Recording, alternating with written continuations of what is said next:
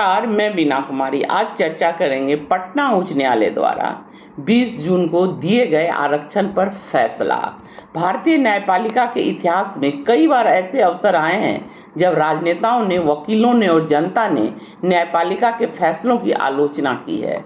2018 में केरल के सबरीमाला मंदिर में महिलाओं के प्रवेश से संबंधित निर्णय पर गृह मंत्री अमित शाह ने तो सार्वजनिक रूप से कह दिया था कि अदालतें इस तरह की फैसला न दे जिसे लागू न किया जा सके।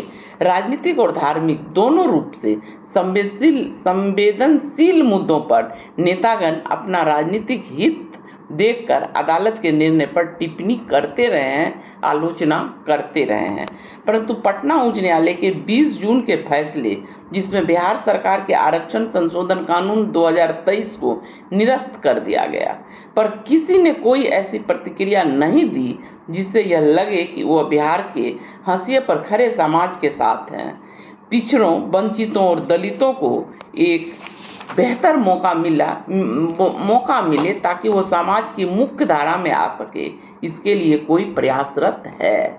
दरअसल न्यायालय की विद्वता और फैसले को उच्चतम न्यायालय में बिहार की बदली हुई राजनीतिक परिस्थितियों में चुनौती कब और कैसे दी जाएगी यह नीतीश कुमार को तय करना है। पर इस पर किसी तरह का चर्चा न हो यह तो वंचितों के साथ बहुत बड़ा अन्याय होगा। पटना उच्च न्यायालय के फैसले का वंचित भी विरोध नहीं कर रहे हैं, न कहीं अपनी नाराजगी जाहिर कर रहे हैं। कल्पना कीजिए, अगर ऐसा फैसला किसी अदालत ने EWS के 10% आरक्षण पर दिया होता, तब भी क्या मीडिया में ऐसी ही खामोशी होती? क्या सड़कों पर ऐसे ही सन्नाटा होता? प्रदर्शन नहीं हो रहा होता? क्या बड़े बड़े वकील चीख चीख कर विद्वान न्यायाधीश की निष्पक्षता पर उंगली नहीं उठा रहे होते? पटना हाईकोर्ट के फैसले से जुड़े कुछ बिंदुओं को हम आपके सामने रखना चाहते हैं। पहला, यह मामले की सुनवाई मार्च में ही पूरी हो गई थी, तो फैसला 20 जून को लोकसभा चुनाव के बाद क्यों सुनाया गया? क्या लोकसभा चुनाव से पहले इस आरक्षण संशोधन अधिनियम को निरस्त नहीं किया जा सकता था? पूरी चुनाव प्रक्रिया के समाप्त होने का इंतजार किसी खास दल को फायदा पहुंचाने के लिए तो नहीं किया गया था।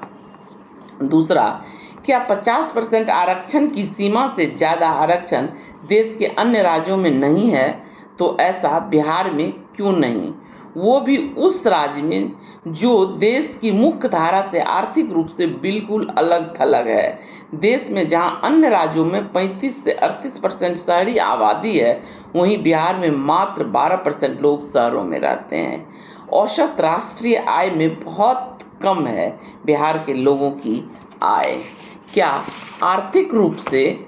तीसरा, क्या आर्थिक रूप से कमजोर लोगों को 10% आरक्षण देना 50% आरक्षण की सीमा का उल्लंघन नहीं है? आरक्षण समाज के उन जातियों के लिए है जिनका व्यवस्था में समुचित प्रतिनिधित्व नहीं है, परंतु EWS की आरक्षण आर्थिक आधार पर दिया गया है जिसकी संविधान में कहीं चर्चा नहीं है। वो भी 50% से ऊपर, जिनको सर्वोच्च न्यायाधीश ने भी सही माना, पर वंचितों ने उस पर कोई हंगामा नहीं किया। पर याद कीजिए 1990 का वह दौर जब पिछड़ों का आरक्षण मिला था, तो उस समय पूरे देश को कौन कौन चला रहा था? चौथा, जातिगत जनगणना के बाद एवं राज्य द्वारा किया गया फैसला जनता की भावना के अनुकूल होता है ताकि समाज में हर तबका को पर्याप्त और समानुपातिक प्रतिनिधित्व मिल सके। तो फिर इस फैसले का विरोध क्यों नहीं समाज में हो रहा है? नेतागण क्यों चुप्पी साधे हुए हैं? नमस्कार, धन्यवाद।